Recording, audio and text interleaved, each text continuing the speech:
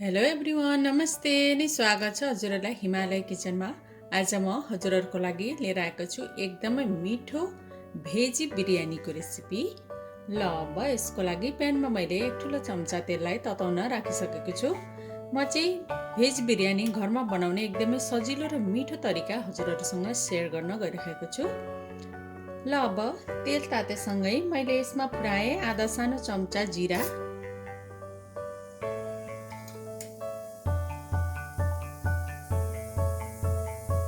र मैले एउटा सानो प्याजलाई यसरी काटेर मसिनो गरी दिएको छु, त्यसलाई राखेँ।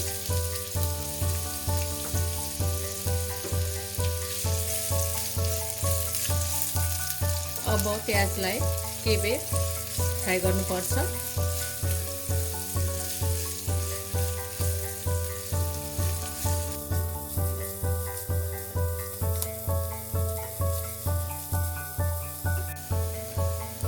ल प्याज यतिको भएपछि मैले यसमा राखेँ आधा सानो चम्चा बेसार,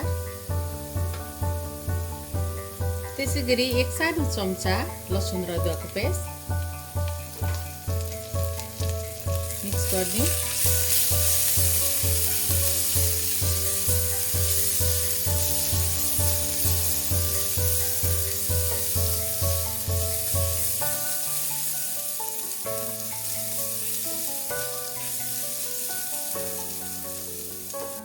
र मैले यहाँ लिएको छु एउटा मिडियम साइजको टमाटर मसिनो गरेर काटेर।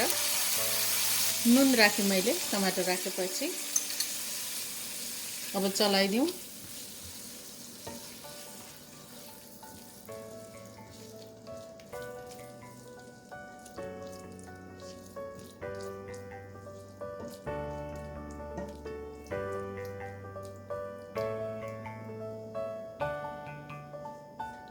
अब यसलाई छोपेर टमाटर एकदमै राम्ररी गलुन्जेलसम्म पकाउने।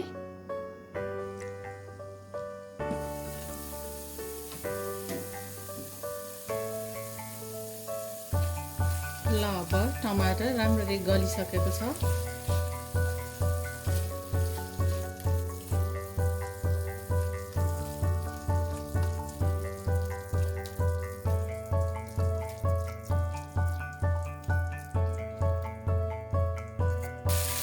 ल अब यति बेला भएपछि मैले यसमा राखेँ 1 सानो चम्चा काश्मिरी रातो खुर्सानीको धुलो, 2 ठुलो चम्चा दही राखेँ मैले। अब यो दही राखेपछि एकदम यसलाई लगातार चलाइराख्नुपर्छ। यो राम्ररी उम्लिन र मजाले पाकेपछि मात्र हामीले यसलाई चलाउन छोड्नुपर्छ, होइन भने दही फाट्छ र यसको सबै स्वाद बिग्रिन्छ।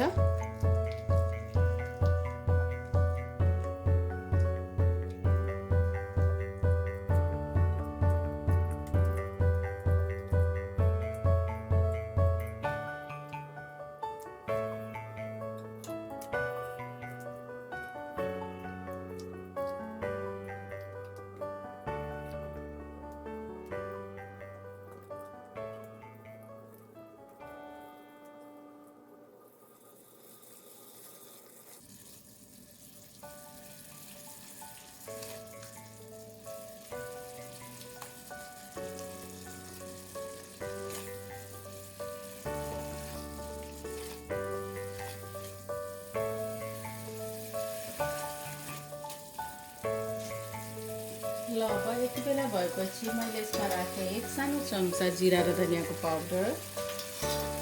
र अब मैले यहाँ बिरयानी बनाउनको लागि लिएको छु एउटा सानो साइजको आलुलाई यसरी काटेर यसलाई राखेँ।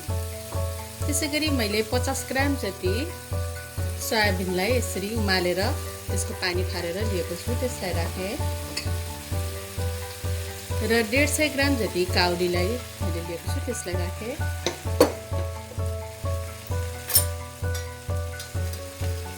अब नुन राखेँ मैले सबै भेजीहरू राखेपछि।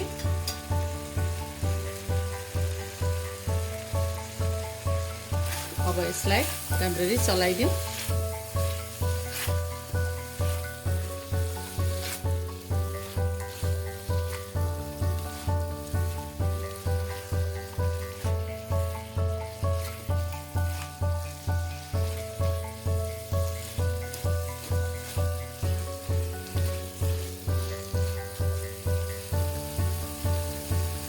मैले यसमा राखेँ 1 सानो चम्चा बिरयानी मसला पाउडर,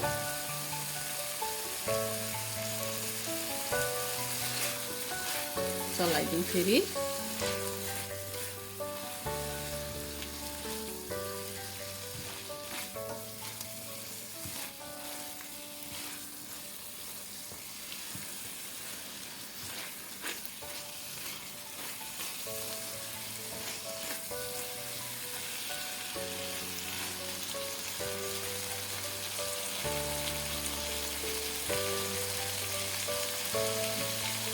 अब यसलाई छोपेर मिडियम हिटमा 6-7 मिनट जति पकाउनु पर्छ।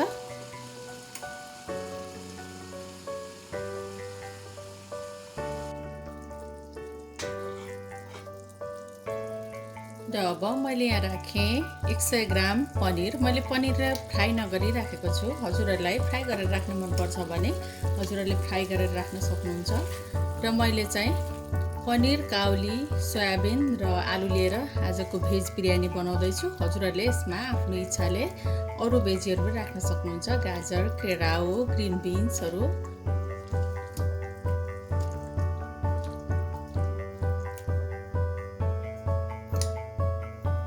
र मैले थोरै नुन राखेँ फेरि।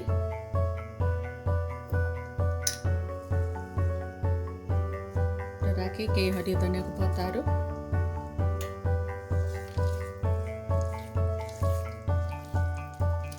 पनिरलाई चाहिँ यसरी पछिबाट राख्नुको कारण चाहिँ पनिर नटुक्रियोस् भनेर हो।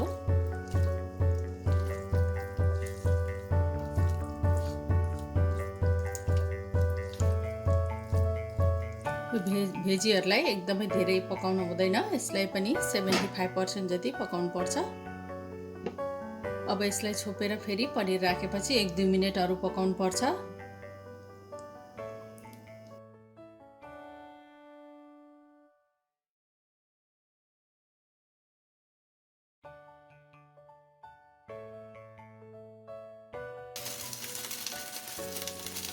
ल अब हाम्रो भेजीहरू चाहिँ रेडी भएको छ। अब यसलाई म केही बेरको लागि साइड लगाउँछु। ल मैले यहाँ चामल उमाल्नको लागि पानी बसाएँ। पानी उम्लि पनि सकेको छ। र अब मैले यसमा राखेँ थोरै नुन। त्यसैगरी मैले यहाँ लिएको छु 2टा तेजपत्ता, 2 इन्च दालचिनी, 3-4 वटा जति सुकमेल र 3-4 वटा जति ल्वाङ। त्यसलाई राखेँ मैले। यसमा अरू स्पाइसेसहरू आफूलाई के राख्न मनपर्छ त्यो अरू राख्दा हुन्छ आफ्नो इच्छाले। त्यसैगरी 1 सानो चम्चा घिउ। अब यसलाई एकचोटि यसरी चलाइदिउँ।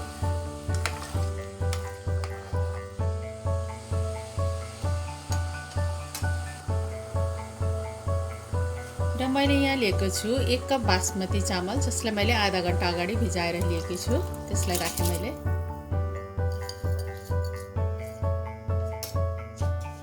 अब फेरि यसलाई चलाइदिउँ। यो चामललाई चाहिँ पुरै पकाउनु हुँदैन, हामीले यसलाई राखेर 75% जति पकाउनु पर्छ।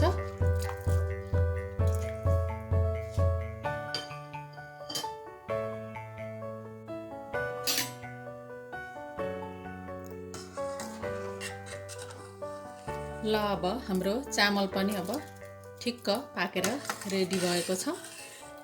अब यसको पानी तर्याउँछु म र त्यसपछि बिरयानीको लागि लेयर तयार गर्ने।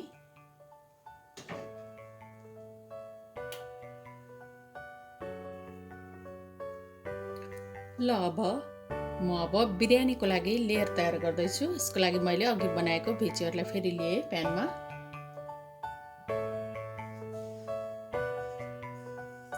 ल अब यसमाथि म यसरी मैले अहिले बनाएर पानी तर्याएको चामललाई यसरी राख्दैछु।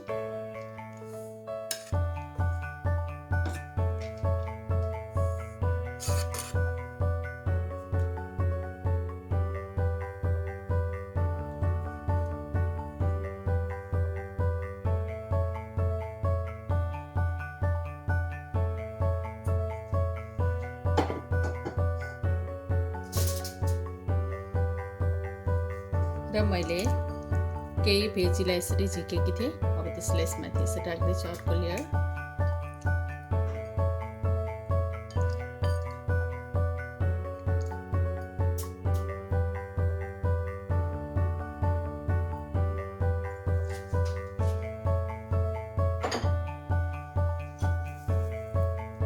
अब मैले राखेँ फ्राइड अनियन। मैले चाहिँ रेडिमेड फ्राइड अनियन युज गरेको छु।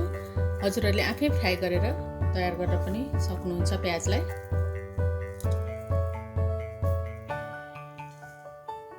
र हरियो धनियाँको पत्ताहरू, केही पुदिनाको पत्ता, एउटा हरियो खुर्सानी राखेँ मैले, एक सानो चम्चा जति घिउ, एक सानो चम्चा जति बिरयानी मसला,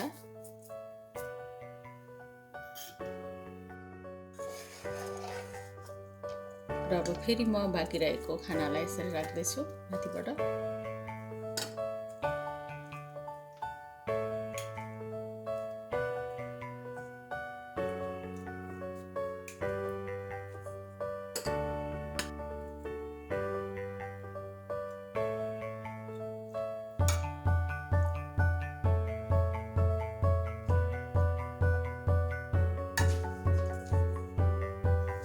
मैले फेरि फ्राइड अनियन यसमाथि राखेँ यसरी। फेरि एक सानो चम्चा घिउ, र मैले स्याफ्रनलाई चाहिँ यसरी दुधमा मिक्स गरेर राखेको छु अलिकति, त्यसलाई यसरी राखेँ। एक ठुलो चम्चा जति राखेँ मैले। र मैले रातो कलरको फुड कलरलाई यसरी लिएको छु। यो अप्सनल हो, आफूलाई राख्नु मन पर्दैन भने फुड कलर नराख्दा पनि हुन्छ।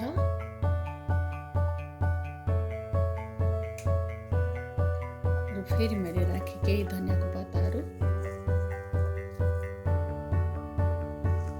केही पुदिनाको पत्ता, एउटा हरियो खुर्सानी,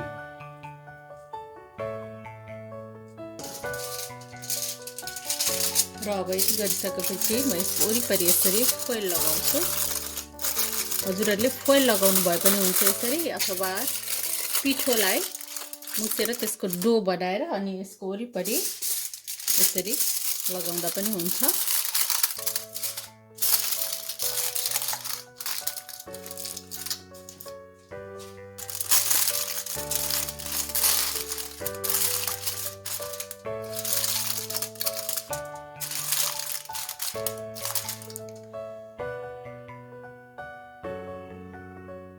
र अब यसलाई छोपेर 15 मिनेट मिडियम हिटमा यसलाई पकाउनु पर्छ।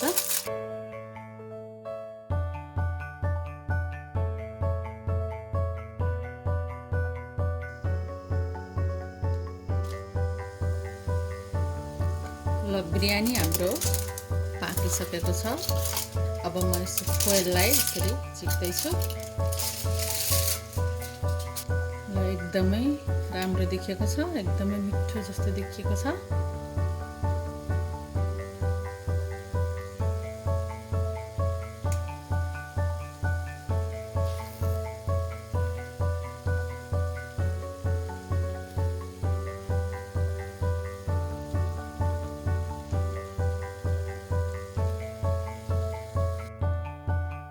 ल अब हाम्रो भेजी बिरयानी यसरी बनेर खानको लागि रेडी भएको छ। हजुरहरू पनि यसै गरी भेजी बिरयानी बनाएर अवश्य पनि ट्राई गर्नुहोला, इन्जोय गर्नुहोला। एकदमै मिठो हुन्छ, बनाउन पनि सजिलै हुन्छ। हस् त यो रेसिपी हजुरहरूलाई राम्रो लाग्यो भने हाम्रो भिडियोलाई लाइक, कमेन्ट, सेयर गरिदिनु होला। यस्तै रेसिपीहरूको लागि हाम्रो च्यानललाई सब्स्क्राइब पनि गरिदिनु होला। सब्स्क्राइब गरिसकेपछि नजिकै रहेको नोटिफिकेसन बेललाई पनि अवश्य पनि क्लिक गरिदिनु होला। फेरि पनि यस्तै मिठो परिकारको रेसिपी लिएर आउने नै छु। हाम्रो भिडियो हेरिदिनु भएकोमा हजुरहरूलाई धेरै धेरै धन्यवाद।